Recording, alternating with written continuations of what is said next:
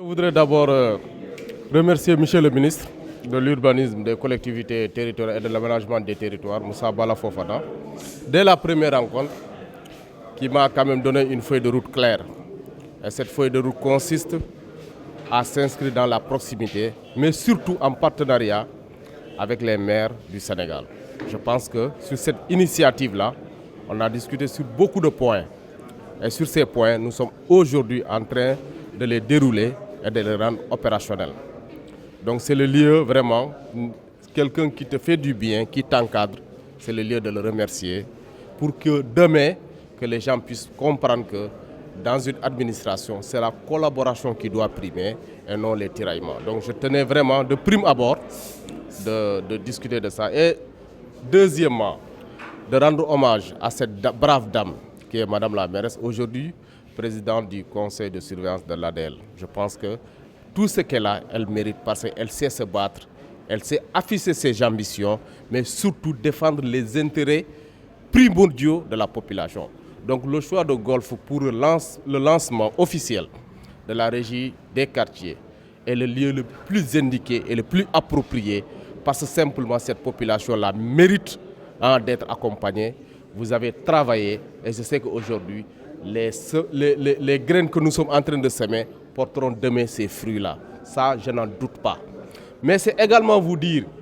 que nous voudrions que ces régies de quartier soient des cadres stratégiques où nous allons animer économiquement nos quartiers. Tout ce qui sera du domaine économique, en tout cas, à ma qualité de directeur général, je passerai par Madame la mairesse qui va saisir la régie de quartier pour qu'on puisse travailler la main dans la main, pour que en fait les jeunes qu'on tende vers le plein emploi. Tout le problème de ce pays-là, c'est l'emploi. Et quand on parle de l'emploi, les gens pensent à la bureaucratie. La bureaucratie a ses limites. Il faut aller vers l'initiative privée. Il faut former les jeunes à être des entrepreneurs. Il faut former les jeunes à être des champions économiques. Les pays qui se sont développés, ils se sont développés par cette voie-là. Ce qu'on appelle aujourd'hui la territorialisation des politiques publiques. Et ça passe par des outils et des instruments tels que la régie de quartier. Donc je n'en doute pas que Golf va relever le défi. Et je félicite tout le monde. J'en ai tiré des leçons. J'ai écouté la population. Et je sais que les gens ont envie de se fixer dans leur territoire, dans leur commune, dans leur quartier pour relever ce défi économique que le président de la République a lancé dès son premier discours, rendre l'économie endogène, s'inscrire dans cette dynamique de l'agenda 2050. Vraiment, je suis sant di leen gërëm di ne population Golf kontaan nañ di saragal Madame la mairesse et présidente du conseil de surveillance de l'ADL di leen ne régie bi seen yëf la. bëgg naa ngeen jàpp ko incha allah 2 ans laa leen may da ngeen a gis seen quartier bi changé commune bi changé ñëpp jàpp ci parce que liggéey rek moo tax tey Sénégal mën a développé. Président nee na pour les marges financières yéen gis ngeen ko donc il faut que population bi ñu dimbali ñu am un souffle nouveau et loolu lan moo ko indi c'est la créativité c'est l'économie mais c'est surtout le travail. Donc di leen invité ci terrain boobu di leen sant di leen gërëm. asalaamaaleykum donc maa ngi d'abord nuyu tout le Sénégal su ma nuyoo Sénégal mooy nuyu naa le président de la République le premier ministre mais aussi suñu ministre de tutelle monsieur Bala Moussa Fofana. di beral nuyoo aussi le directeur de l'agence de développement local bi nga xam ne tey moo fi ñëw ci concept bu am solo bi ñuy wax mooy la gouvernance de proximité monsieur Diambé Signaté bi mu ñëwee ba léegi dafa imprimer benn approche bu bees mooy une approche communautaire inclusive boo xam ne daf koy liggéey avec les maires que nous sommes exécutifs au niveau local mais aussi les quartiers yi nga xam ne ñoom ñoo composé lépp li nga xam ne mooy communes yi moo xam aussi ay villages yoo xam ne ñoom ñooy composé les communes yi nga xam ne dañu nekk ci zone rurale tey lii nga xam ne moom lañ fi teg muy régie de quartier dafa nekk instrument bu am doole boo xam ne li koy tax a jóg li ko gën a tax a jóg mooy gunge initiative yi nga xam ne dafa nekk ci quartier yi muy ay initiative économique ay initiative de développement pour mu nekk li nga xam ne mooy porter véritablement le développement du Sénégal ndax lépp li ñuy wax rek ci quartier lañ koy exécuter ci gox-goxaan yi lañ koy exécuter donc lépp li nga xam ne mooy nit fu muy dëkk fu ñuy tabax ay école fu ñuy entrepreneur yi di nekk fu ñuy exécuter fu garage yi di nekk fu menuisier beeg yépp ci biir quartier yi lay am kon loolu bu fekkee dafa am te ñu gis ne dëkk yi nga xam ne yëpp dañoo développé wu dañu jël initiative yooyu organiser ko booster ko pousse ko ba mu porter plus tard le grand développement bi nga xam ne foofu lañ tendre à aller donc lii nag dafa doon loo xam ne fii ci Golf Sud quartier unité 4 mooy quartier pilote avec vraiment la régie bi nga xam ne teg nañ ko léegi ñuy féliciter le président mais aussi tout le quartier ndax nag niñ ko tegee tey dafa am lu muy wane mooy un consensus fort pour monter benn instrument bu nga xam ne il se mettra au service du quartier, au service des populations. Comme ces régies de quartier et la gouvernance de proximité, l'inclusion et la participation citoyenne, c'est la seule gage,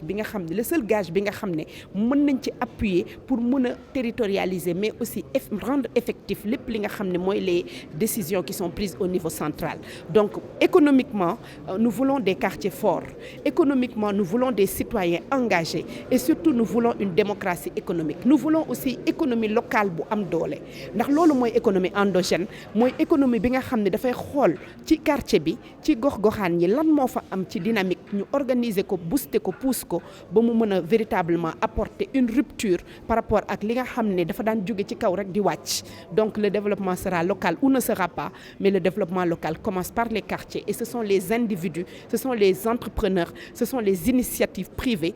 communautaires moo ko mën a porter booster ko kon nag ce sera vraiment un modèle boo xam ne avec l'accompagnement de l'agence de développement local, le directeur Diamé Signaté et toute son équipe derrière, mais aussi la commune et toutes les communautés dans leur diversité mais dans leur complémentarité ku ci nekk am na loo xam ne yàlla baaxee na la ko bu ñu ko dajalee dinañ construire un nouveau modèle de développement pour le Sénégal. Nous avons choisi unité 4 pour la simple et unique raison que booy def da ngay tàmbali ci benn d'abord mënoo xëy ñëw généraliser dans toute la commune et unité 4 de par son engagement son dynamisme dafa wone benn dynamisme boo xam ne ñun am nañ yaakaar ci ñoom te gëm nañ ni lii ñu fi teg tey ñoom dinañ ko porter parce que li ñuy wax rek kuy dem moo neex a gunge te ñoom ñu ngi woon ci yoon bi di amal ay activités citoyennes yu am doole te xaaruñu ci kenn kon nag ñooñu tey ñun suñu ñëwee fii war a teg un instrument aussi puissant que les régies de quartier am nañ yaakaar ni choix bi ñu porter si ñoom dina nekk un choix gagnant donc di wax rek ni quelle que soit la compétition qu'il y aura à la fin entre les communes, moi je suis sûre que l'unité 4 va relever le défi parce que ñun ci suñu jëmmu bopp l'économie locale est positionnée comme un axe de notre plan de développement communal et cette économie locale grâce à la régie et aux différentes régies qui vont être après généralisées dina mën a booster l'économie locale, les formations, l'accompagnement des jeunes, l'encadrement des initiatives yu ndaw yi nga xam ne mu ngi ci quartier yi te loolu mooy njëriñu régie des quartiers donc unité 4 dafay nekk pilote pour Golf Sud, mais on veut que ce soit aussi un modèle pilote pour tout le Sénégal. Jërëjëf. Asalaamaaleykum, maa ngi tudd Mathieu Ndiaye, habitant de l'unité 4 et nouvellement élu président de la régie de quartier de l'unité 4. Qui installé fi régie bi njëkk ci Sénégal ñu ànd ceeg tey madame le maire de la commune et président comité de surveillance bu ADL ànd ceeg directeur général bu agence de développement local ak kilifa wu unité 4 yëpp muy imam yi fi nekk délégué de quartier président conseil de quartier bi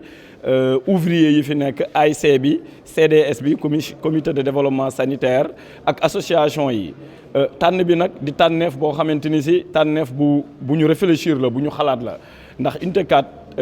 dynamisme bi fi am ci wàllu citoyenneté dafay yàgg ndax ñun dañoo mës a gëm ne toog di xaar dafa jeex dañoo mës a gëm ne dañoo war di defal suñu bopp bañ a xaar autorité locale wala autorité étatique ba tax na tey ci unité 4 boo duggee dañoo def benn say ndax du quartier bu tuuti am na lu ëpp 4 téeméer ci ay dëkkuwaay habitants yi boo xoolee ëpp nañ 7000